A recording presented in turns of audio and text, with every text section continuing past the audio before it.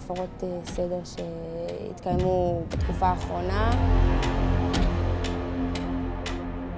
מה שתיארו זה מה שראינו, הסרטונים הם בדיוק מה שראינו.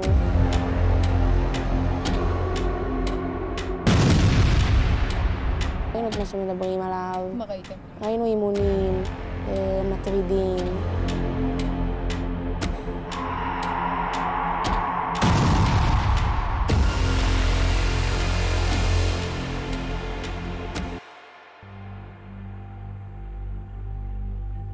גבול רצועת עזה, חודש בדיוק לפני המתקפה הקטלנית ב7 באוקטובר.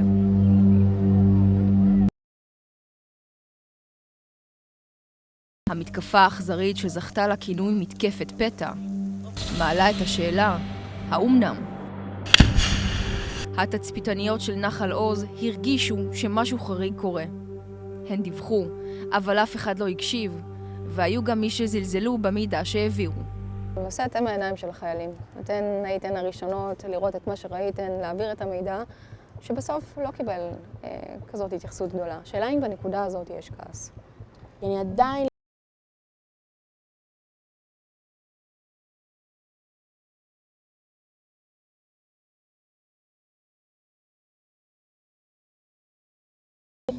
שבבוקר יום שבת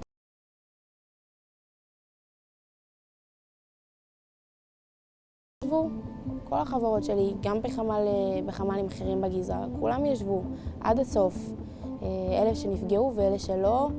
המוצב של הבנות שישב בנקודה הכי חמה על הגדר היה גם הראשון שספג את המכה הקטלנית. כ3,000 מחבלים פרצו אל שטח ישראל. עשרות מהם הגיעו לבסיס בנחל עוז והשתלטו עליו. כך זה נראה ממצלמות הגוף שלהם.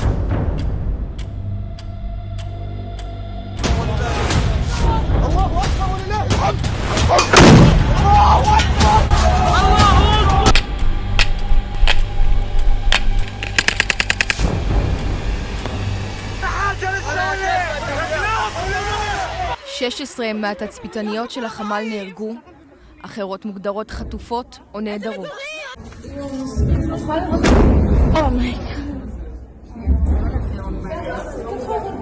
מיה שהייתה באותה שבת בבית, מתעדכנת דרך חברתה הטובה, סמ"ר עדי לנדמן, זיכרונה לברכה, שהייתה בחמ"ל, מנסה להבין את גודל האירוע. היא מבקשת ממני לבדוק מה עם החיילות שלה ששם, לוודא שהן בסדר. זאת אומרת, בתוך כל הלחץ הזה שהיא עוברת עם עצמה, עדיין היה חשוב לחיילות שלה. שהיא איפה הייתה? שהיא הייתה בתוך החמ"ל. בתוך החמ"ל? בחמ"ל. בנחל עוז באותה שבת? כן. עדי לנדמן, חברה יקרה שלי מאוד, בגלל שהיינו ביחד בקורס מ"כים, שעברנו את כל הדרך הזאת ביחד. גם רבת נועה מרציאנו, בת ה-19 ממודיעין, הייתה אחת מהן. תצפיתנית בבסיס נחל עוז שנחטפה לרצועת עזה. השבוע, בהודעה טרגית, המשפחה התבשרה על מותה בשבי, יממה לאחר פרסום התיעוד שלה על ידי חמאס. היא הייתה פשוט מקצועית, חברה טובה, מחויכת כל הזמן. היא נשמה את הגזרה הזאת. התפקיד הזה היה מאוד מאוד חשוב לה ולכל הבנות. הם ישבו שם עד הרגע האחרון, האלופות האלה בגבורה, ואנחנו לנצח לזכור להן את זה, לנצח.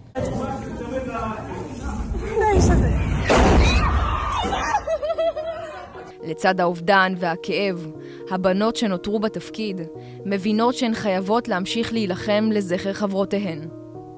חודש אחרי המתקפה הרצחנית, חמ"ל התצפיתניות של נחל עוז נפתח מחדש ושינה מיקום למחנה רעים. כן, זה הבסיס שבו נמצאת אוגדת עזה. אליו חדרו עשרות מחבלים באותה השבת. בלחימה שנמשכה כ13 שעות, נדחקו המחבלים אל אולם הספורט של הבסיס, עד שהופצצו על ידי מסוק הקרב. ממש כאן התנהלו קרבות הירואיים בין כוחותינו לעשרות מחבלים שהתבצרו, לפחות ניסו להתבצר במקום, כשבהחלטה אחת חיל האוויר מחליט להפציץ את אולם הספורט כשהוא מפנה את הכוחות. כניסה לביצוע, בוא. משנה מזכ"ל 10 שניות לביצוע.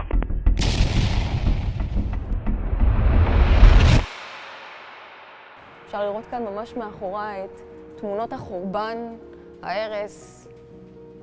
קשה לדמיין שמישהו כאן אי פעם יתאמן.